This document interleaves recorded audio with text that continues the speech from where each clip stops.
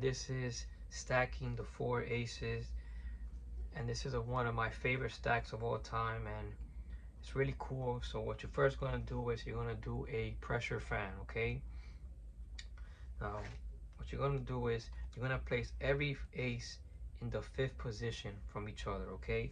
So you have, look, you have the 3, 6, 5, and king. So you're going to place that first ace and put it in the 5th position, okay?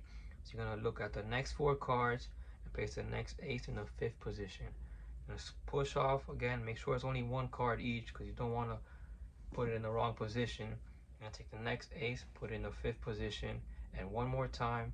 You have 4 cards here. You're going to take the next ace and put it in the 5th position.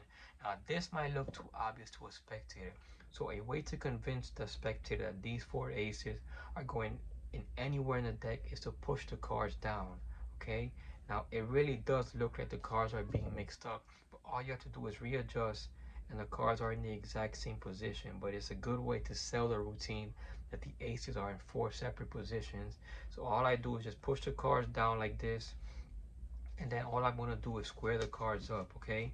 Now what actually happens is this: every ace is in the 5th position. So 1, 2, 3, 4, 5, 1, 2, 3, 4, 5, 1, 2, 3, 4, 5, 1, 2, 3, 4, 5.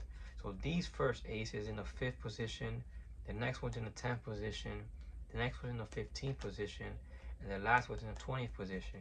So because of the faro shuffle principle, if you do a perfect faro, in this case of the top 20 cards, every card is going to double in position. So this 5th ace, if I do a perfect faro of the top 5 cards, a perfect in faro, this ace will go to the 10th position. This ace is in the 10th position right now. If I do a perfect faro of the top 10 cards, this will go in the 20th position.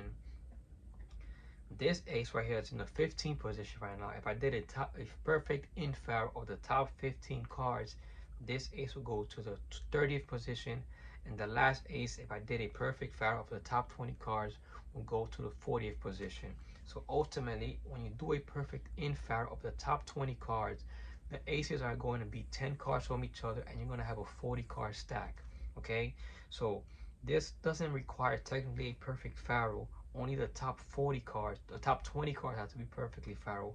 So ultimately you will have a 40 card stack, and the last 12 cards don't matter. But I don't take that risk. I always try to make sure that the faro is completely perfect.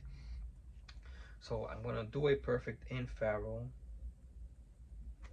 I missed by 1 card, so I make sure that I get it right. Okay.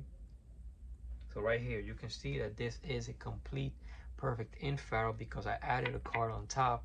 And now all I have to do is just riffle shuffle. And now every ace in the 10 position, so all I have to do is deal a 10 card hand, go 1, 2, 3, 4, 5, 6, 7, 8, 9, and the first ace will be in the 10th position right here. Okay, so once again, 1, 2, 3, 4, 5, 6, 7, 8, 9, and 10. You see that second ace. 1, 2, 3, 4, 5, 6, 7, 8, 9.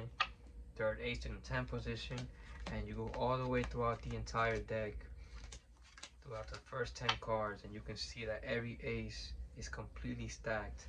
And it's a great way to stack the aces and to show that you really have complete control over those aces regardless of where they went. Of course, we know ahead of time that the stack, that we're controlling the stack, but you can see what a perfect faro shuffle can do. And learn this. It's a difficult trick, I won't lie to you, but I think it's worth it. So give it a try and let me know what you think. And that is the perfect stack.